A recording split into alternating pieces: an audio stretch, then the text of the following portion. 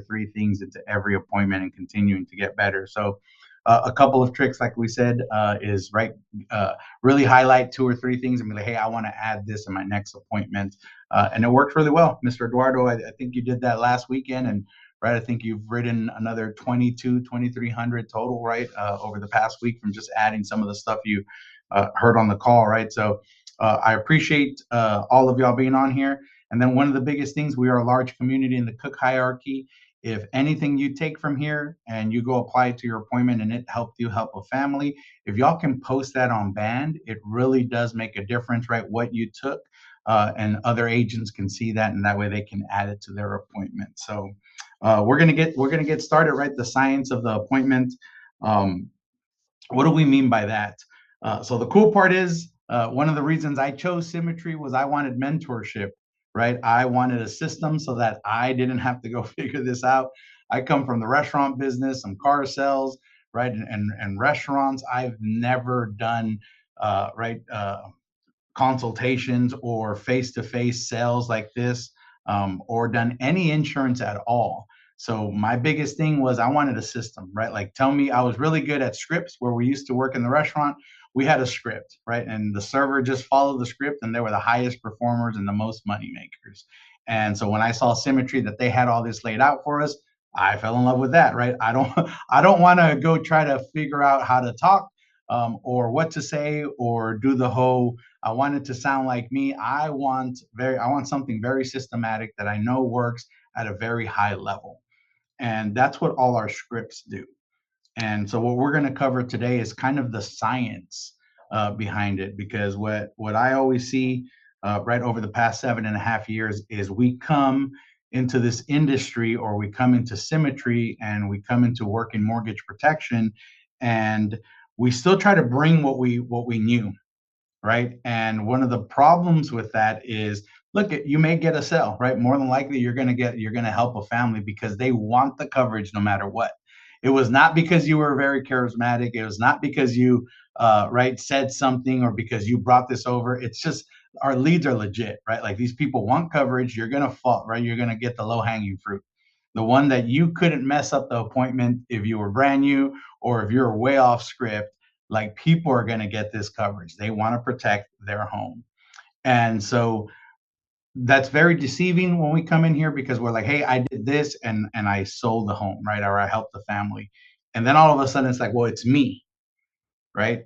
And what I want to teach y'all in 7.5 years is, me can all of a sudden, right, be helping a bunch of families, and then all of a sudden we're not helping families, because it's not a very consistent system.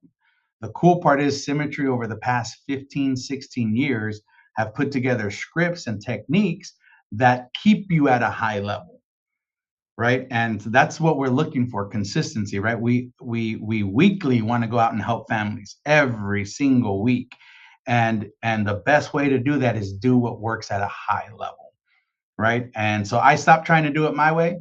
I simply follow the script, and it works at a very high level, right? Last week we wrote $18,000. This week I think we've already written, let me see, 6 applications already for right under 5,000. And if you ever hear my appointments, I just say the exact same thing every single time, right? Like, the agents that hear me run an appointment, they laugh, right? Because we say the same thing and the same little jokes in every single home, and it's like, how does that work? I'm like, I stopped trying to figure out why it works, and I started doing what works, right? Like, so many times we're like, well, why this, why that? So what I love about today is we're going to kind of dig in why it works at a very high level, because there's a lot of science built into these things that help you close at a very high level. So we're going to get into it. We'll break this into pieces. The first part is going to be the rapport building. Look, I know sometimes we're like, the family or the client, right, doesn't want to build rapport, or, I'm really good at building rapport, so I'm going to do it this way. And there's two things that I'll give y'all on this. One, if you don't build enough rapport, you're not going to get the sell. They don't trust you. We're still taking in all their information. We're asking for socials, height, weights, health conditions. We're digging into their budget. We're asking for bank information, right? And a lot of times, right? Or that they're just shopping around. But I promise you, right, about 80% of the time, it's because they don't trust you yet. Okay. It's the, if you've ever sold cars, the joke on cars, right, or a car lot is, right, the client comes up to you, or you go up to the client when they're walking on the lot and they're like, hey, I'm just shopping around, right? I'm just looking at cars. That's a lie. Okay. In case y'all don't know, the joke is that that's a lie. If they are on your car lot, they specifically came for a car on your lot. Like a family or a client does not go to a random, right? If I'm looking for a Jeep Wrangler, I don't walk onto a Ford lot to go look and shop around, right? Or if I'm looking for a Jeep Wrangler, I know what color I want, I know what type, what year, right? So I don't walk onto the lot saying, I'm just shopping around. No, the joke is in the car lot world, right? Is if they walk onto your car lot, there's a car on that lot that they specifically came for, and your job is to uncover which one, right? They're just look, they know they're about to get sold, right? And so they have their walls up. And so the joke is, right, that hey, I'm just here to shop around, right? I'm just looking around. Like, no, they're here on your lot for a car. And it's the same thing for an appointment. What I love to dig on rapport is actually the first reason that they showed up. So if they showed up to your appointment, there were way too many yeses for them to tell you they're just shopping around. Okay? They bought a home and they received a letter in the mail. They received a couple of letters in the mail, right? And I'm being nice right there. They received all types of forms, a little postcard, the one they can fill out. They probably got phone calls, emails, all kinds of stuff, right? We ain't the only ones doing mortgage protection. So they had a whole bunch of that show up to their home, and then they decided to respond.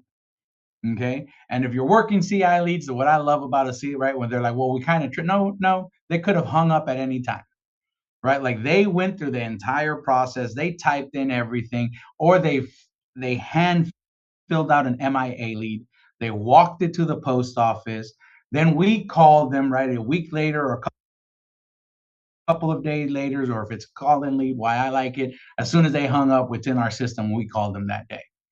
They said yes to an appointment. Then they showed up and prepared for the appointment, right? They got to either download Zoom, they got to make sure they're ready wherever they're at. They showed up for the appointment. I promise you, they're not just shopping around. They understand what this is, right? They just have their walls or defenses up.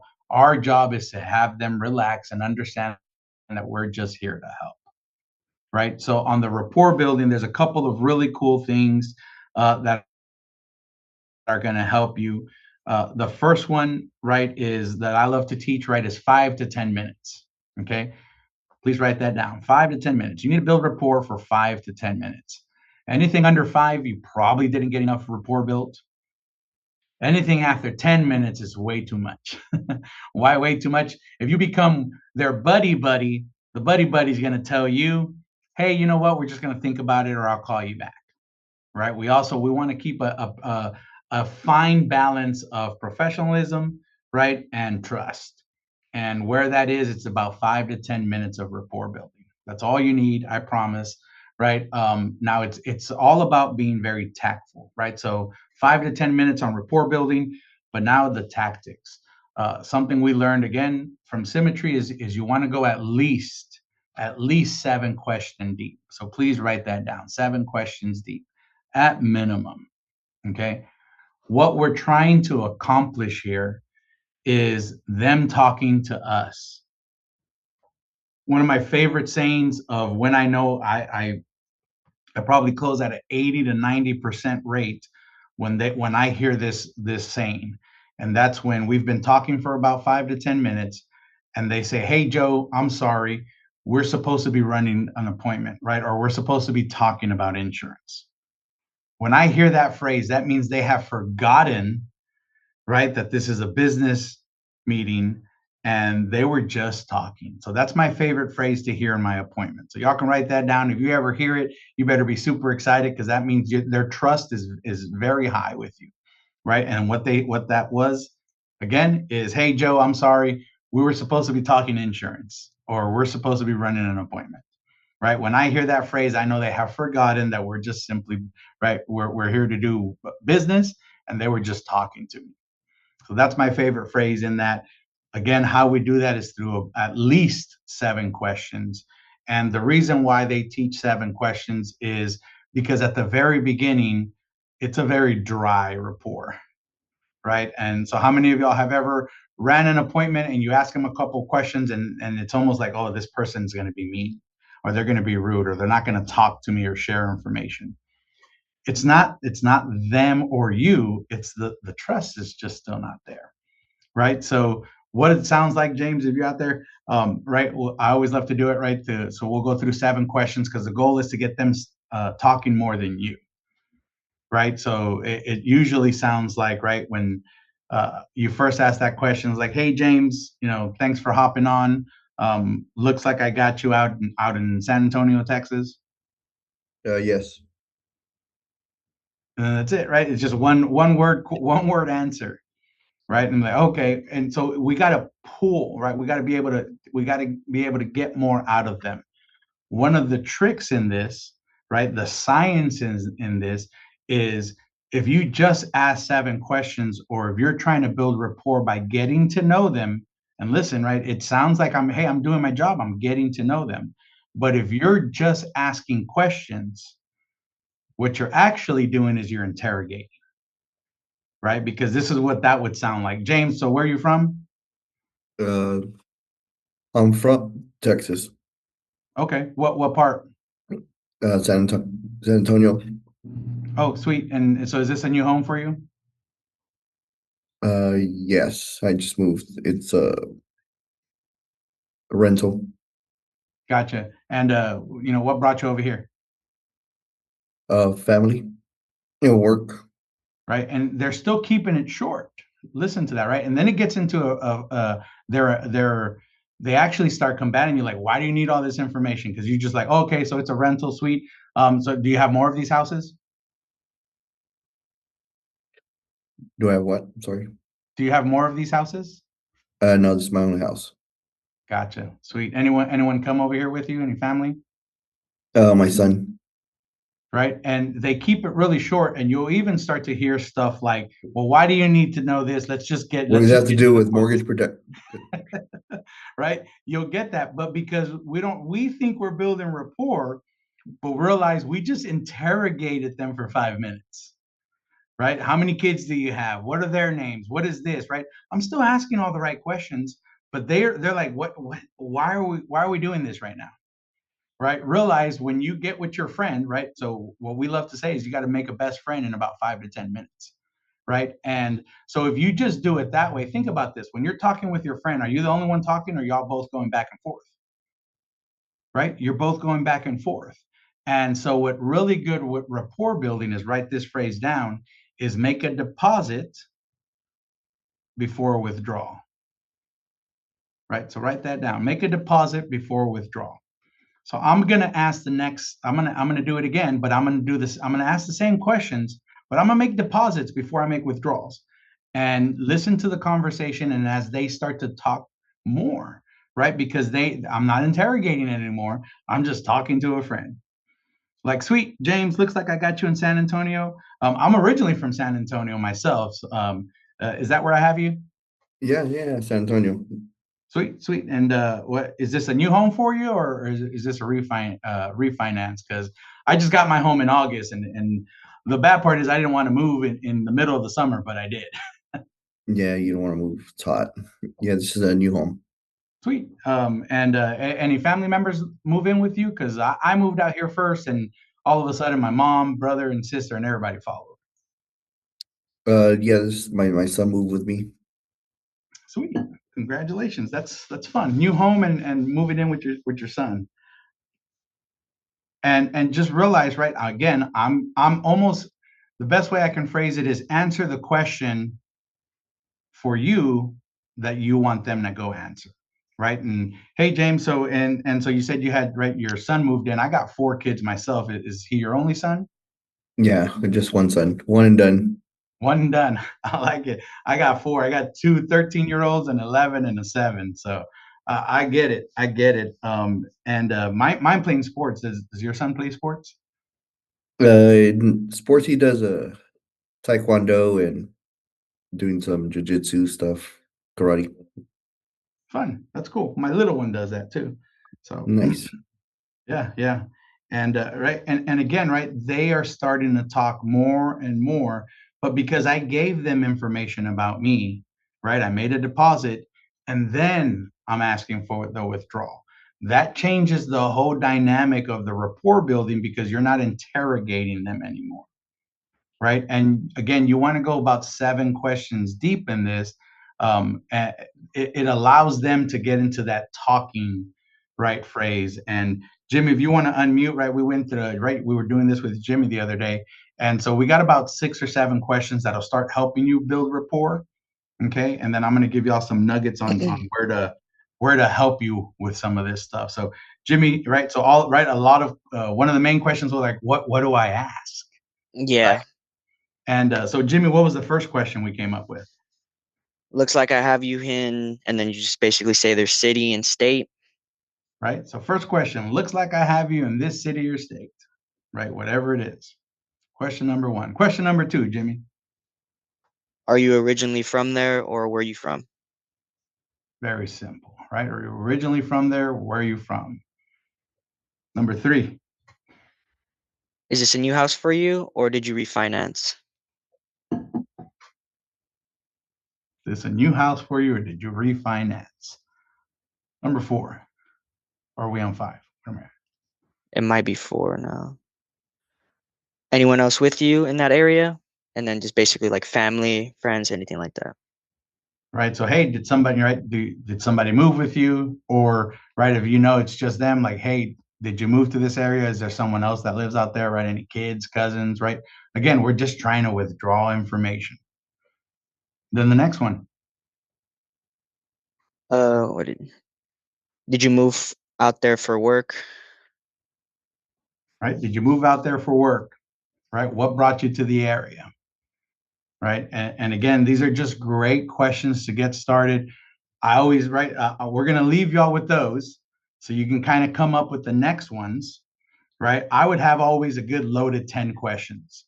And the cool part is, as you practice them over and over in appointments, right, you start to get really good at them. The biggest thing is making a connection with them, right? The deposit part. And right, Jimmy, you said you were telling us while we were going through, and you're like, well, I can't connect with them, right? Like, well, what do you Yeah. mean? And right, what I want to teach all of y'all, we can connect with everyone. And there's 2 really good tactics, and I highly recommend y'all go do this. So first, have y'all ever heard the word Ford, the acronym for Ford for rapport building? Okay.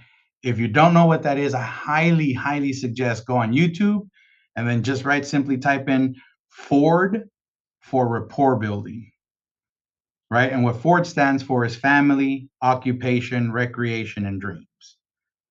But it's a really cool tactic to build rapport, right? It's how you get to know somebody really quick, right? Again, if you're here, we've asked some of those questions already in those 6 questions that we gave y'all, right? Did anyone move over here with you, right? Did you move here for work or why did you move to the area, right? And so, again, these are just really good tactics on being able to build rapport. The biggest one on this one, because we have such a tight time frame, right? We have that 5 to 10 minutes of being able to build rapport, is called the gift of gab. So I highly suggest y'all go learn what the gift of gab is. And same thing, YouTube will teach you a ton of stuff. The gift of gab. I always love to explain this because we're kind of like a bartender when it comes to the rapport building with a client. What do I mean by that? Again, I come from the restaurant business. A server got to go to the table, they build a little bit of rapport and then they walked away, right? So it wasn't that nerve wracking because they were able to walk away from their table, right, and not having to be there in front of them. Versus the bartender has to stay in front of the client the entire service time, right? So it could be an hour to 2 or 3 hours. They are in front of the client and they can't walk away. And then what would make it even weirder is if the bartender doesn't talk to those clients. Realize when the clients go to a bar, it's usually because they don't have a table or they're by themselves, right? They're sitting at the bar because they don't want to sit by themselves. They want to be able to have a conversation. right? So the bartender, we called it, we had to teach them the gift of gab. The best way I can kind of elaborate a little bit is you got to have conversation for almost any topic. And the really cool part is we actually have an advantage here running an appointment. And what do I mean by that? Is we know at least what city and state they're in, right? We know their age, right? So we at least have a few things that we can go prepared to have the gift of gab, right? So if you're running an appointment, like I always use example of New Mexico, right? So when I'm running a New Mexico appointment, I always bring up Carlsbad Caverns, right? Like everyone in New Mexico knows about that because I always ask that question or tell them, right? Like, hey, I want to go there, right? It's on our bucket list for me and my wife and the kids. I now know all these weird facts because the families tell me all this weird stuff that bats come out, thousands of bats come out every single night from the cave, right? That it's like a couple of miles down all the way, that it stays like at a perfect 68 degrees year round, no matter what the temperature. Like they've taught me all these things, right? Because I'm just building rapport, but I'm trying to connect with them, right? So what the gift of gab is, how do I go in there prepared?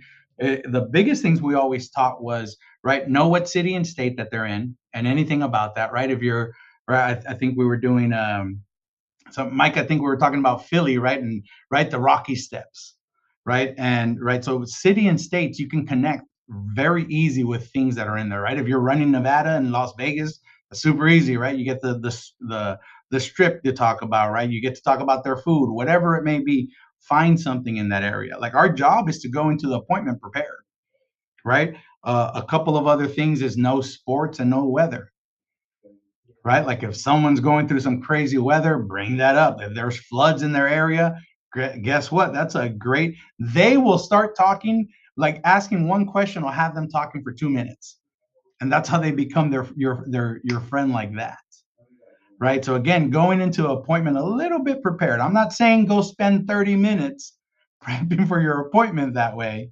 I'm saying this should take you about less than 5 minutes to know little things like this.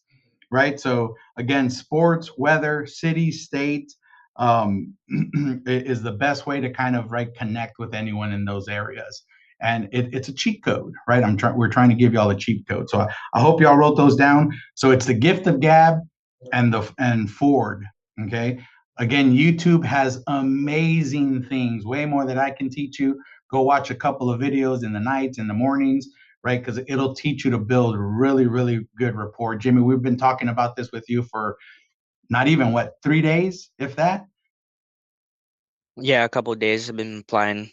Right. And learning. How have your appointments been the past 2 days with rapport building? Way better. Yeah, way better. Right. And for sure, yeah. The guy that's texting you after the appointments. Yeah, that right. And so realize, again, we're supposed to make a friend. What I love to tell, teach an agent, when I get off an appointment, I know everything about them, right? Because I've interrogated them, but they know everything about me. They know I have 4 kids, that 2 of my kids are from my ex, that we go kayaking, that my brother's in the office and my nephew's in the office with me, that my sister used to work here. Like they know everything. I used to be in the restaurant business, that I'm from San Antonio, that I like the Spurs, that we're bringing up sports, right? That I'm a Cowboys fan. Like they know absolutely everything that I know about them. There's so much power in that because when you start going through the script, they're not pushing back on anything and they trust. When we get to options, when you've built really good rapport, you'll hear things like, well, what do you recommend? Or which one do you think we should do? Right. So one I ran yesterday that look, hopefully, right. I'm going to write 3 apps today from them, but they're like, hey, we want to do these 2. But what do you recommend? I'm like, hey, look, those 2 are accidentals. They're great. Highly suggest those. But right. And so my main concern is the husband's bringing in the majority of the income. She brings in very little. She's the one that's going to be in a really bad spot and they don't have much in their savings account and they have no life insurance. Right. But when they ask me that question, I get to say, hey, you know what? Look, those 2 options are great. Highly support those. But John, you should probably look at one of these other ones. That way, no matter what, at least we know Mary's going to be protected, right? If it's not an accident. And they trust. their answer is like, okay, that makes sense, Joe. That's what we're gonna do. Let's get on tomorrow, right? Because they're running out of time. Let's get on tomorrow at 2:30, and we'll do that. We'll spend the night over and think if we want 6 months to 12 months. But the trust is there because now they're asking me for my opinion, right? And because if not, you'll get the good old, well, we need to go think about it, right? Or we're gonna go talk to our brother, or we're gonna go talk to this person, right? Guess what? They don't trust you. And so just building that rapport is extremely important, and not just rapport, it's a trust level, right? It's they got to feel like you're their friend, not too much, and that has to be done in about 5 to 10 minutes. Anything after that, we've noticed, right? Again, agents just get more think about it, right? Because you're too much their friend and they think they can just call you tomorrow, right? We don't want that. We want to keep a good balance, right? Of trust, business, and a friendship, right? In 5 to 10 minutes. So that's rapport. Again, we dug into this for about 30 minutes. It is that important. I promise you, it makes a difference in your appointments. The next one is going to be words. So write this down. Words that kill your sales. Words that kill your sales.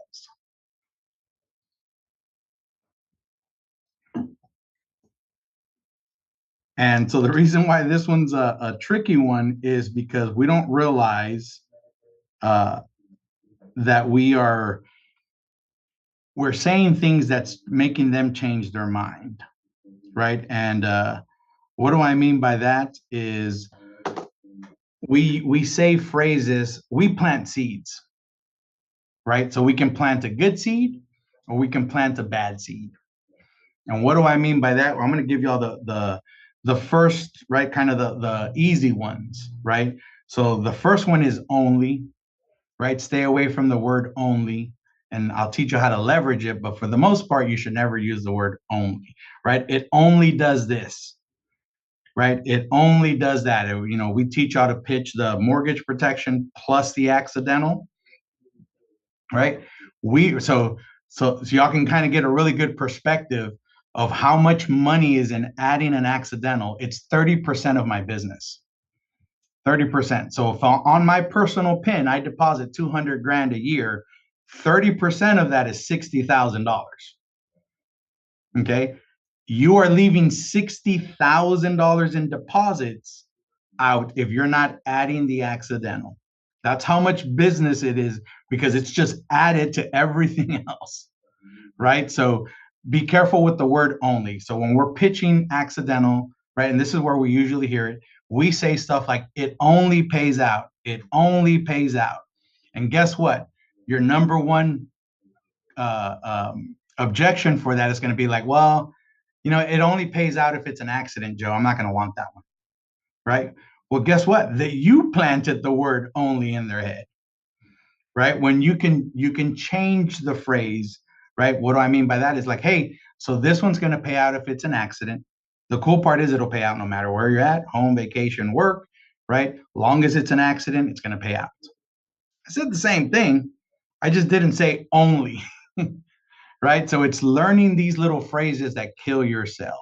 The next one is when you're showing options, are you using the word expensive or a lot, right? So don't use expensive, don't use a lot, right? Well, this one's more expensive, right? The full mortgage payoff. Well, this one's more expensive, or 24 months of critical period is more expensive, or it's a little bit more, right? It's a lot more, right? Those are killing your sale. Guess what? They no longer want it. It's a lot more,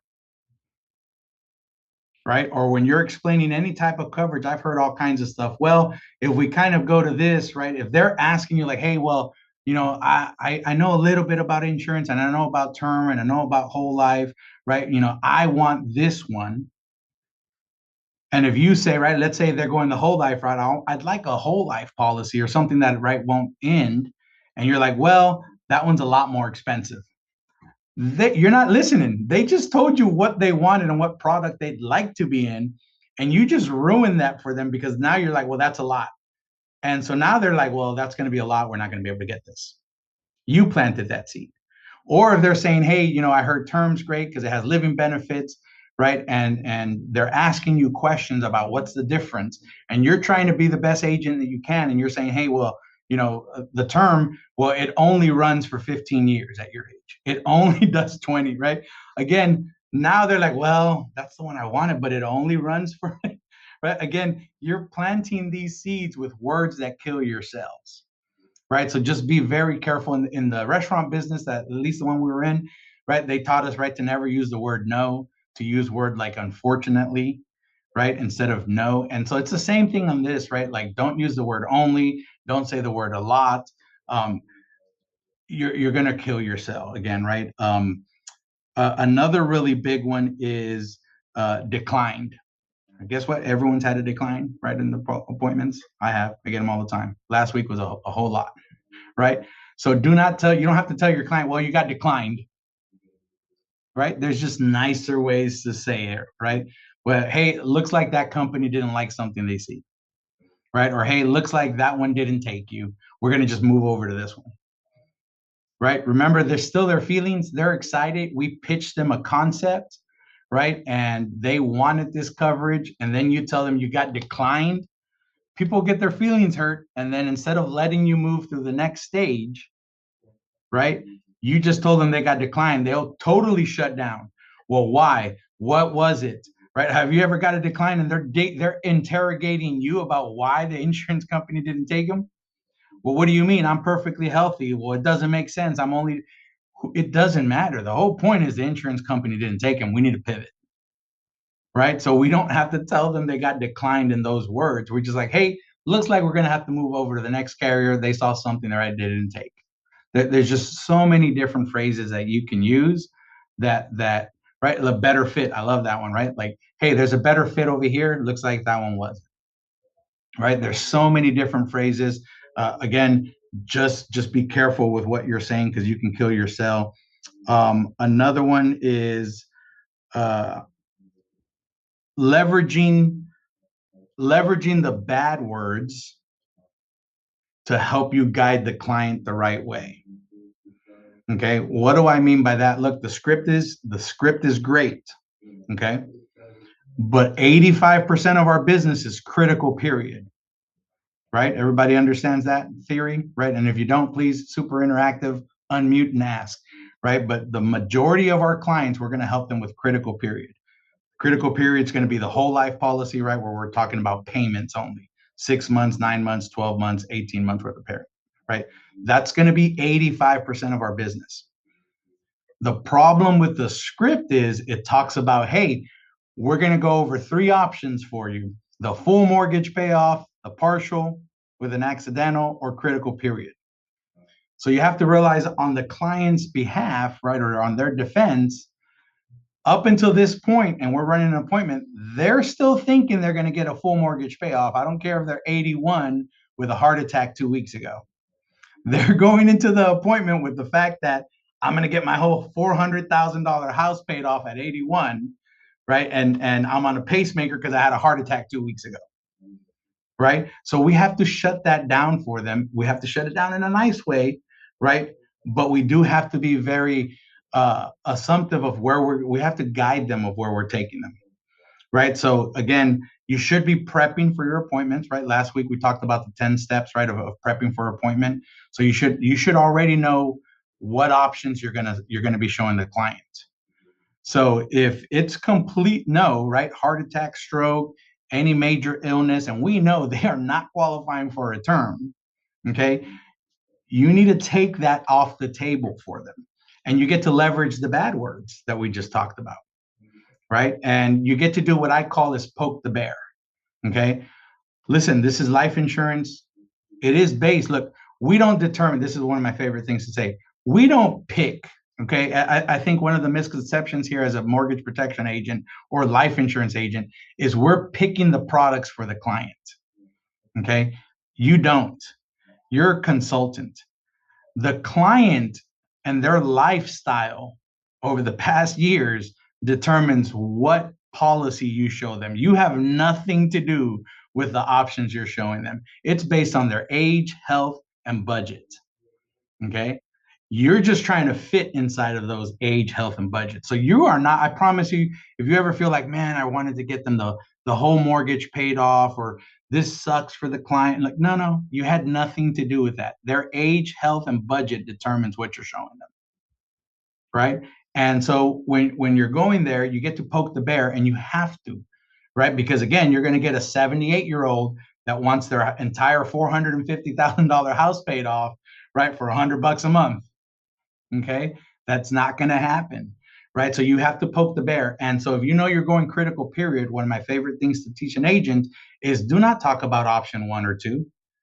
Okay, 2 can completely come off the script, and you can mention option 1, but you're using it to leverage, right, to kill that sell. This time we want to take that off the table, right? So you get to poke the bear. Hey, so Rodney, it looks like, normally families use, right, a couple of different options. The first one's the full mortgage payoff. Unfortunately, you're not going to qualify for that because of the heart attack 2 years ago, right? I'm taking it completely off the table, right? So Rodney, right, that's the first option, the full mortgage payoff. Unfortunately, that's one that you're not going to qualify for, right, which was the full mortgage payoff because of the heart attack 2 years ago. Like, I'm taking it off the table because have you ever ran an appointment and you're showing critical period, right? And all of a sudden they're like, well, I thought we were paying off the house. Or I thought this is what I thought we were looking at the whole house. I don't understand. What do you mean 6 months worth of payments? I thought we were paying off the entire house. On their behalf, you probably ran the script and talked about the full mortgage payoff, right? So we have to take that off the table going into the appointment, right? And so leveraging things like that. And then if they're questioning you, right, of, hey, I thought we were looking at the full mortgage payoff, you get to poke the bear, right? And poking the bear is talking about their illnesses or why, right? Like, you don't have to sugarcoat that because you got to understand, on their defense, they don't understand. And so you have to make sure they clearly understand why we ain't showing that option. So there is nothing wrong with poking the bear in those situations, right? Which is, well, because of the diabetes and insulin, right? That, it's a big deal, right? Like, you have to kind of, again, scare them a little, right? Like, it's being diabetic and on insulin is not a good thing, right? They are not healthy. It is a bad situation for them, right? Like, and we have to be able to communicate that with them properly. Again, don't be really mean about it, but we do got to poke the bear, right? Well, the heart attack, right? Unfortunately, right? These are things, right, that are not going to allow you to get that coverage. So we can take that off the table and now focus on what is next. And so a great way to recover from those things, right? Or once you say that is, now the great news is families in your situation do equity protection or the mortgage payment. And the great part is it's the least expensive option, right? So, like, you get to add stuff to make it sound great because it is what it is, right? And listen, don't ever forget what we're really doing here. Okay, a $10,000 policy for $200 may not sound great to you. I promise you, it's life-changing for them. I always tell everyone about my mom, my dad, and my uncle. Okay, my grandparents passed away when let me see, I think we were probably in our late teens, and they left my grandpa left the house to my dad and my uncle, the two oldest. Okay, they'd probably lived there, I want to say, a good 12, 15 years. They had to have had really good equity in the home, right? A good 60 at least, right? $60,000-$50,000, if not more. And so they left it to my dad and my uncle. Between the two, couldn't afford the payment. Okay. The bank came in and they sold it to the bank for what was owed. That's it. They got no equity out of the 15 years that my grandparents lived in that home. A $5,000 policy, a $5,000 Living Promise Eagle Select would have changed my dad's and my uncle's life because they both would have been able to cash in $30,000 each on equity from the home, right? Do not forget what we're doing. Our job is not to pay off the entire home. Our job is to make sure if somebody passes away or something happens, the other person or the family doesn't lose the home and the equity built into it. right? It's mortgage protection. It ain't house payoff. Okay. And I think that's that just when you truly understand that, they hear it in your voice, right? Like I have more conviction than any client can ever sit with me and say, hey, well, that's only 10 grand. I'm like, yeah, you know what, John, you're right. So it is 6 months worth of payments, but I'm looking at y'all's right budget right now. And Mary, y'all got $2,000 in the bank account, and John, none of your income comes to her. So how does Mary stay there?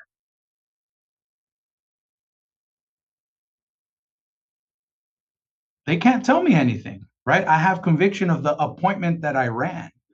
And so $200 makes a huge difference for them. Then you'll hear stuff like, right, because of those words, you'll hear stuff like, well, I can save that. I'm like, well, we have 2,000 in the savings account. How's that going? Right? That's called poking the bear. Our job is to put something in place and leave them in a better spot. And so these words, right, are leverages, right, to make sure we get the sale, right, and get them out of their own thinking. And so, again, cool ways of leveraging it the right way, right, of taking things off the table by, right, saying, hey, you won't qualify for that.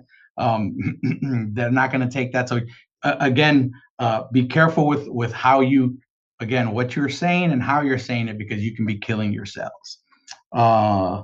Anything on words that we can kill ourselves? All right. Joe, just quick question. You were saying, so you were like, oh, you have 2,000 in the bank account. Is that you referring to them as they won't have enough to cover their mortgage in case something does happen? Correct. Right. So when you're doing their financial information, you're breaking down their budget, right? You should know what's in their savings account, how much money they have, and their bills going out are $4,500 a month. The reason I say that is I'm talking about actually the appointment that I ran yesterday, right? He brings in 6, she brings in 1,500. So he brings in 6,000 a month, she brings in 1,500. They literally only have $2,000 in their savings account, $4,500 a month to take care of the house payments and everything, right? The bills, cars, and everything. Literally, she can't go a month if he dies tomorrow. And they're 62 years old. They're both still working, right? That is and with no life insurance, right? Like a small policy for 6 months will make a huge difference for her, right? She can figure out what's the next step. We'll put the house for sale, move in with somebody. I mean, we're just making sure she's in a better spot, because based on their age, health, and budget, we can't pay off the house, right? Again, has nothing to do with the options I put together. That's her lifestyle, right? Her health, right? Or his, right? So just understand, we're not picking options for them. We're just being really good consultants and finding out and talking to the family. So great question. So the next part, right, is I want to dig a little bit into the 3 options that we talk about, right? I kind of said it, right? When you're prepping for an appointment, just make sure, right, you know which options you're going to show them, so that you can leverage that at the beginning, right? So when you're going through the script and explaining mortgage protection, do not go through, right, the full mortgage payoff, the half, right? Most families do this, and then because if they don't even qualify, you got to take it off the table there. And then on the reverse side, right, again, think about it when we provide too much information. So if we know, right, they're 26, right, or they're 30, and we're showing the full mortgage payoff or a half, we don't have to talk about option 3, right? You don't even have to explain it. Hey, most families, Danny, they do 2 options: the full mortgage payoff or partial, right, with maybe adding an accidental, and I'll go over those in a little bit for you, right? And so again, I'm not providing extra information to confuse them, right? Because then you get to the options that you show, and you're only showing the full mortgage and the partial, and they're like, well, Danny, didn't you say there's 3 options? Which one was the third? Right? And then you got to go explain what equity protection is. And they're like, what?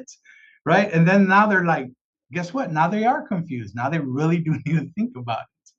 Right? So on behalf of their side, right, make sure we're only talking about what we're going to show them. So leverage those. When in the script, when we're talking about the 3 options, take whatever we're not using off the table. Right? So if you're showing full, if they're young, you don't even have to talk about equity protection or critical period, right? It's just extra information to confuse the client. Remove that from the script So make sure you're prepping for them so that you know that. Hey, Joe. Yeah. Joe, on the PowerPoint, do you actually remove it from there and only provide the two options, a full and a partial? I don't. So I don't use the PowerPoint, but if you're using the PowerPoint, just don't cover it. Right. So if they see it, I promise you, they're not really paying attention that much to the PowerPoint. They're actually listening to you. Right. So you can just skip over it. If they do, right, ask a question. Well, what's that one? Again, just be like, oh, we're not going to use that one today. Right. Because y'all are young and healthy. Yeah. Right. Skip it. You do not want to explain it. It's extra information that's going to make them think about it. Right. So what I've heard James do in that situation, especially if they're young and healthy, and you're not going to go over it. He goes, "Oh, this is for my clients over 50. Haha, that's not you." Oh, that's great. That's a good one. Good, thanks. I like it. So the next part, right? So write this one down, is explaining options. Okay.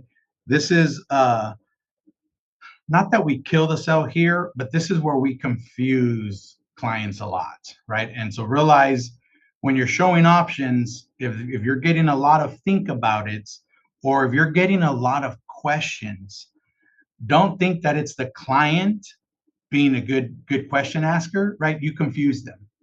Okay.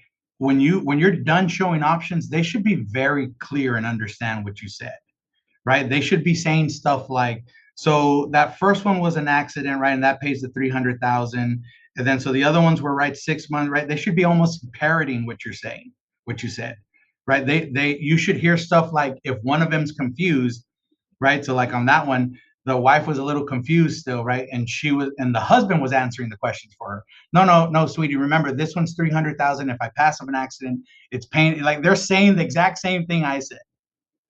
Right. So that's when you know you did a really good job. Now, if they're both asking a whole bunch of questions like, well, I don't understand. Tell me what this one meant. You've confused them. So when you're showing options, it's all about simplicity. Okay. Some of the big rules of thumb, right, to not do is, when you're showing options, please don't put the name of the policies down. Right. Like, don't put living promise. Don't put term 125, 15 years. Don't put Eagle Select, Mutual of Omaha, right? Y'all type in the carrier. Some of y'all may even throw the logo on there. Like, you're just confusing the client, right? We'll go back to car sales. Your job as a great salesman is to have them paint a picture of, does the car, right? Is it the color that they like? Right? For our case here, does it do what it needs to do? Is it the color that they like? Does it do what they do that they need it to do? Right? Does it fit their need? Right? That means, does it cover their budget? Right? Does it fit their need? That means, right, if it's a mom with a minivan or a guy looking for a sports car, right? And then the third thing is, does it fit their budget? Those are the three simple things of making sales, right? Of fit, again, making sure we're showing them the right option for them. So in this case, right, is we love to use the terms, right? Mortgage protection options. That's it. That's all you got to put, right? If you're showing equity protection, you can put payment protection, right? But even mortgage protection options is still fine, or program, right? Mortgage protection program. Doesn't matter what we're showing them. We're just, again, we want to keep it simple, right? And then, so if you're showing the accidentals, mortgage protection through an accidental. That's what I put, or accidental mortgage protection. Those are just great little easy phrases, right above the options that you're showing them, if you're showing them a visual, so that you're not saying, hey, so I'm going to show you Americo term 100. It's a 15-year term, right? And we're going to go over maybe 15 and 20. You're now talking insurance lingo that they know nothing about. Okay. Our job is to make it very simple for them. And then so the next thing is, right, we don't show all those names. And then the next thing is, you don't show them a whole bunch of options. Okay. So you don't show them term 100 and term 125. You don't show them, right, pick a term, and either you're going to do the full amount for a 15-year term or a 20-year term, and the full amount, and that's it. Or you're going to show them, right, a 20-year term for the full amount, half, or a little bit less. Do not change the amount and the term. Okay. Either you just change the term or you just change the amount. Anything past that, I promise you're going to confuse the crap out of your clients. Guess what? They're going to be like, well, we need to think about this. Okay. And then the great rule of thumb is when you're showing accidentals, anyone under 70, right? So 70 or below, you should be showing them guaranteed advantage with Mutual of Omaha, and you only show 2 options of the accidental. What we do is if their mortgage is 250,000, we go up we go up 100,000 or down 100,000, right? We would just round up or down. So if it's 250,000 for the mortgage, we show 300,000 of guaranteed advantage or 200,000. This You is do need your additional health license. coverage. Yep. Right. So this is additional coverage. So we want to keep it simple, right? We don't want an exact number. We don't want them to replace their actual mortgage protection for just an accidental. That is not what we want, right? So we want to, right? That's a great way to just show them, and it's a few dollars, right? Either way, it's not going to make a difference. So right round up and down to the next 100,000 of whatever their mortgage is, right? And if you're showing guaranteed advantage with Mutual of Omaha, remember you do need your health license. Okay. If you don't have it, highly suggest you go get it. If not, you can only service accidentals up to the age of 60 with American Amicable or Americo with your life license, right? But again, up and down to the nearest 100,000, and then just those 2 options, right? So the 2 accidentals for the husband and wife. And then when you're showing the mortgage protection or equity protection, whatever you want to call it, 3 options, and that's it, right? So if you're showing the full mortgage payoff, you're going to do the full mortgage for the husband, right? 300,000 is how much the house is. I'm going to show 150,000, and then maybe like 100,000. 3 options, right? So each person should only have 5 things to pick from: 2 accidentals or 3 options on the bottom. Right? Joe, quick question for you. I Yep. just thought of this. What about showing, like, assuming it's a couple, like what it normally is, what about showing them, hey, this is going to be the price for both of you guys for 6 months or 12 months, right? And skipping the step of doing each individually and having them or you do the math. Is that something that sounds like a good idea, or is it important to have them each know individually what their cost is going to be? That's a great question. I don't combine because it doesn't allow them to pick and choose based on their situation. Right. If the husband needs more coverage for the wife or vice versa. Okay. Correct. Makes sense. So that's why I don't do it. I've seen agents do it. I don't recommend it because of that, right? You're not letting them pick their budget, right, or whatever they're comfortable with. Because sometimes, again, whoever's making the most amount of money, they're the ones that technically need more coverage, right? Or a lot of times the husband just wants more. So that kind of takes that off the table, right, of them knowing which ones they can pick. Yep. Okay. So maybe something to consider if they both have a roughly equal situation, but otherwise make sure it's individualized. Yep. Yeah. So right, 5 options for every person individually, right? 2 accidentals, 3 of the next. If you're doing critical period, right, the 3 bottom ones would be, right, 6 months, 9 months, 12 months, depending on their age, right, 9 months, 12 months, or 18 months worth of coverage. But that way they can pick and choose that one, right? So in fact, great question, Nate, because that's what's happening to the appointment I ran yesterday. I should be writing apps today.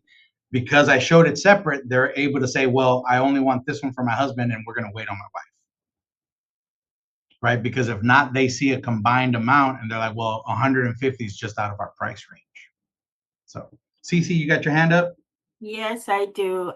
So I had a situation where I had the separate accident and death benefit. And then when we went to write the application, they were mad that the death benefit was small. And then it was, I mean, because it had the separate, it wasn't combined and it was a separate application, it turned them off and they didn't buy. So how do you work around such a situation? So that's a great question, right? So the question was, when we got to the application, right, they were upset that it was separate, right? Again, that's us not doing a good job of explaining what we're about to do, right? So when we're showing that, right, at the beginning, if you're doing the role and purpose, right, the other role and purpose, that's where we say, hey, we're going to show you what I normally see other families do. I'm going to show you several options. If you like any of those, you'll be able to pick whichever ones you want. And so again, we're planting the seed of we're writing several applications. Okay. And so when you're showing the options, right, again, right before you show options, it's a very good idea to make sure, hey, look, I'm going to show you several things. You're going to pick and choose which one you want.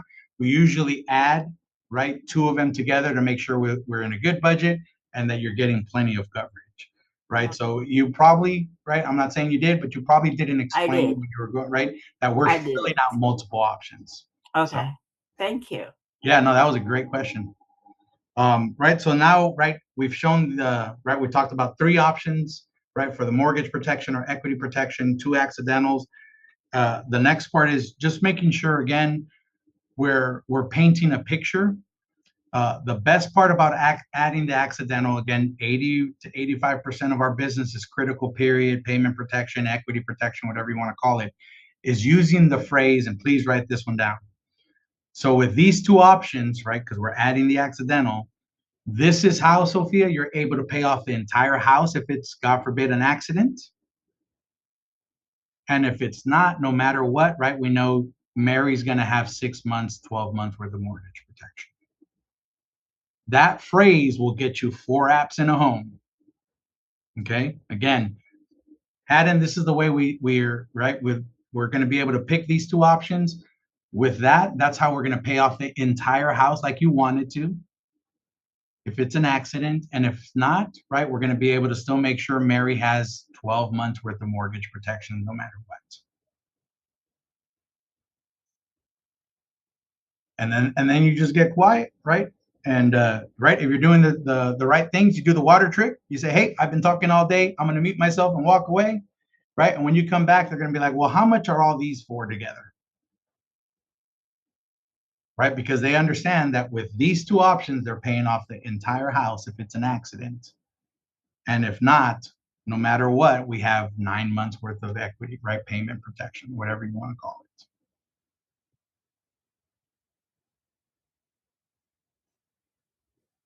So we're right on the money for 11 o'clock. I hope that helped y'all a lot. Please, again, don't go change your entire appointment, but these are really good tricks, right, of making sure we're not killing ourselves, explaining the options, keeping it super simple. And then what I highly recommend, right, is going to listen to some audio, right, of The Gift of Gab and the Ford, right, of how to build rapport. It really makes a huge difference for y'all. So I hope that helps. If any of this, right, you can kind of call it out and say, hey, that really did help me and help the family. If y'all can post it in Band, it helps the next agent. So thank y'all for hopping on. Recording you. stopped. Have a good morning. Thank you. Bye, guys. Yep. Y'all welcome. Thanks, Joe.